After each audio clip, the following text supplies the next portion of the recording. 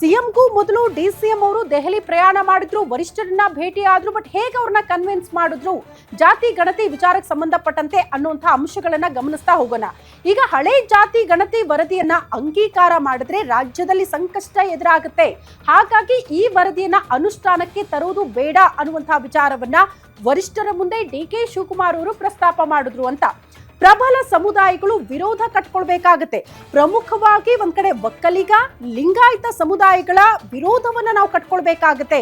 ನಿಮ್ಗೆ ನೆನಪಿರಬಹುದು, ಈ ಹಿಂದಿನ ವಿಧಾನಸಭೆ ಚುನಾವಣೆಯಲ್ಲಿ ಕಾಂಗ್ರೆಸ್ಗೆ ಅತಿ ಹೆಚ್ಚಿನ ಸ್ಥಾನ ತಂದು ಕೊಡುವಲ್ಲಿ ಲಿಂಗಾಯತರ ಪಾತ್ರ ಬಹುದೊಡ್ಡದಿದೆ. ಅಂತ ಸಮುದಾಯವನ್ನ ವಿರೋಧ ಕಟ್ಕೊಳ್ಬೇಕಾಗತ್ತೆ. ಹಾಗಾಗಿ ಈ ವರದಿ ಅನುಷ್ಠಾನಕ್ಕೆ ಬೇಡ ಅಂತ. ಮುಂದಿನ ಎಲೆಕ್ಷನ್ ಅಲ್ಲೂ ಕೂಡ ಇದರ ಪರಿಣಾಮ ಬೀರುತ್ತೆ ಅನ್ನುವಂತಹ ವಿಚಾರವನ್ನ ಡಿ.ಕೆ. ಶಿವಕುಮಾರ್ ಅವರು ವರಿಷ್ಠರ ಮುಂದೆ ಇಟ್ಟಿದ್ದಾರೆ. ಮುಂಬರುವ ಚುನಾವಣೆ ಅಂದ್ರೆ ಯಾವುದು? ಈಗ ನೆಕ್ಸ್ಟ್ ನವೆಂಬರ್ ಡಿಸೆಂಬರ್ಗೆಲ್ಲ ತಾಲೂಕು ಜಿಲ್ಲಾ ಪಂಚಾಯತ್ ಎಲೆಕ್ಷನ್ ಬರುತ್ತೆ. ಅಲ್ಲೂ ಕೂಡ ಹಿನ್ನಡೆ ಆಗ್ಬಿಡುತ್ತೆ ಪಕ್ಷಕ್ಕೆ ಈ ವರದಿ ಅನುಷ್ಠಾನಕ್ಕೆ ಬಂದಿದ್ದೇ ಆದಲ್ಲಿ. ಹಾಗಾಗಿ ಮರು ಸರ್ವೆ ಮಾಡಿಸೋದೇ ಉತ್ತಮ ಅನ್ನುವಂತಹ ಅಭಿಪ್ರಾಯವನ್ನ ಡಿಸಿಎಂ ಡಿ.ಕೆ. ಶಿವಕುಮಾರ್ ಅವರು ಪಡೆದುಕೊಂಡಿದ್ದಾರೆ. ಅಂದ್ರೆ ವರಿಷ್ಠರ ಮುಂದೆ ಪ್ರಸ್ತಾಪ ಮಾಡಿದ್ದಾರೆ. ಬೇಕಿದ್ರೆ ಸಮುದಾಯವಾರು ಕೂಡ ಅಭಿಪ್ರಾಯವನ್ನ ಸಂಗ್ರಹಿಸಿ ಅಂತ ಕೂಡ ಹೇಳಿದ್ದಾರೆ. ಹಾಗಾಗಿ ಮರು ಸರ್ವೆ ಕಾರ್ಯಕ್ಕೆ ವರಿಷ್ಠರು ಒಪ್ಕೊಂಡಿದ್ದಾರೆ ಅನ್ನುವಂತಹ ವಿಚಾರ ಅದು ನಮಗೆ ರಾಜಕೀಯವಾಗೂ ಕೂಡ ಅತಿ ದೊಡ್ಡ ಅನುಕೂಲ ಆಗುತ್ತೆ. ಸಮುದಾಯಗಳು ನಮ್ಮ ಜೊತೆಗೆ ಇರ್ತಾರೆ, ನಾಯಕರು ನಮ್ಮ ಜೊತೆಗೆ ಇರ್ತಾರೆ. ತಳಮಟ್ಟದಿಂದಲೂ ಕೂಡ ಪಕ್ಷ ಸಂಘಟನೆ ಜೊತೆಗೆ ಕಾರ್ಯಕರ್ತರ ದೃಷ್ಟಿಯಿಂದಲೂ ಕೂಡ ಸಹಕಾರಿ ಆಗುತ್ತೆ ಅನ್ನುವಂತಹ ವಿಚಾರವನ್ನ ಡಿಸಿಎಂ ಡಿ.ಕೆ. ಶಿವಕುಮಾರ್ ಅವರು ವರಿಷ್ಠರ ಮುಂದೆ ಇಡೋ ಮೂಲಕ ಈ ಪ್ರಮುಖ ಕಾರಣಗಳಿಂದಲೇ ವರಿಷ್ಠರು ಕನ್ವಿನ್ಸ್ ಆಗಿದ್ದಾರೆ ಅನ್ನುವಂತಹ ವಿಚಾರ. ಈಗಾಗಲೇ ಸಂಪುಟದ ಕೆಲ ಸದಸ್ಯರು ಕೂಡ ಅಭಿಪ್ರಾಯ ಕೊಟ್ಟಿದ್ದಾರೆ, ಇನ್ನೊಂದ್ಸಾರಿ ಸರ್ವೆ ಮಾಡೋದೇ ಉತ್ತಮ ಅಂತ. ರಾಜ್ಯದಲ್ಲೂ ಕೆಲ ಜನ ವೈಜ್ಞಾನಿಕವಾಗಿ ಆಗಿಲ್ಲ ಈ ಬಾರಿಯ ಈ ಜಾತಿ ಗಣತಿಯ ಸರ್ವೆ ಅನ್ನುವಂತ ಅಭಿಪ್ರಾಯ ವ್ಯಕ್ತಪಡಿಸಿದ್ದಾರೆ.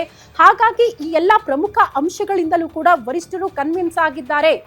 ಮರು ಜಾತಿ ಗಣತಿ ಸರ್ವೆ ಮಾಡೋದಕ್ಕೆ ಅಸ್ತು ಅಂದ್ರು ಅನ್ನುವಂತಹ ವಿಚಾರ ಸದ್ಯ ಗೊತ್ತಾಗ್ತಾ ಇದೆ. ಪ್ರಮುಖವಾಗಿ ಡಿ.ಕೆ. ಶಿವಕುಮಾರ್ ಅವರು ಹೇಳಿರುವಂತಹ ಇಷ್ಟು ವಿಚಾರಗಳು ಇದಿಷ್ಟೇ. ಪ್ರಬಲ ಸಮುದಾಯದವರ ವಿರೋಧ, ಮುಂದಿನ ಚುನಾವಣೆಯಲ್ಲೂ ಕೂಡ ಇದರ ಬಗ್ಗೆ ಪರಿಣಾಮ ಬೀರುತ್ತೆ. ಜಿಲ್ಲಾ ಪಂಚಾಯತ್, ತಾಲೂಕು ಪಂಚಾಯತ್ಗಳು ಬರುತ್ತೆ, ಅಲ್ಲೂ ಕೂಡ ನಮಗೆ ಸಮಸ್ಯೆಗಳಾಗುತ್ತೆ.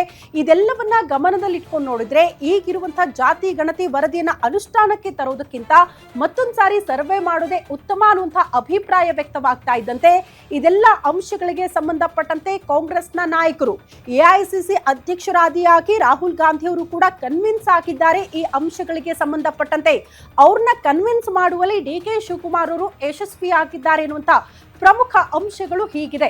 ಈ ಎಲ್ಲಾ ವಿಚಾರಗಳನ್ನ ಮುಂದಿಟ್ಕೊಂಡೇ ಹಿರಿಯರಂತ ಸಿಎಂ ಸಿದ್ದರಾಮಯ್ಯನವರಿಗೆ ಬುಲಾ ಹೋಗುತ್ತೆ. ದೆಹಲಿಗೆ ಬರಬೇಕು ಅಂತ ವರಿಷ್ಠರು ಭೇಟಿ ಆಗ್ತಾರೆ. ಇದ್ದಕ್ಕಿದ್ದಂತೆ ಜಾತಿ ಗಣತಿ ವರದಿ 10 ವರ್ಷ ಹಳೆಯದಾಯ್ತು, ಇದನ್ನ ಇಂಪ್ಲಿಮೆಂಟ್ ಮಾಡೋದು ಬೇಡ, ಬದಲಾಗಿ ಮರು ಸರ್ವೆ ಮಾಡಿ ಅಂತ ವರಿಷ್ಠರು ತಾಕೀತು ಮಾಡಿದ್ದಾರೆ ಅನ್ನುವಂತಹ ವಿಚಾರ ಈಗ ನಮಗೆ ಗೊತ್ತಾಗ್ತಾ ಇರೋದು. ಸೊ ಈ ಎಲ್ಲಾ ಬೆಳವಣಿಗೆಗೆ ಸಂಬಂಧಪಟ್ಟಂತೆ ಇವತ್ತು ವಿಶೇಷ ಸಂಪುಟ ಸಭೆ ಇದೆ.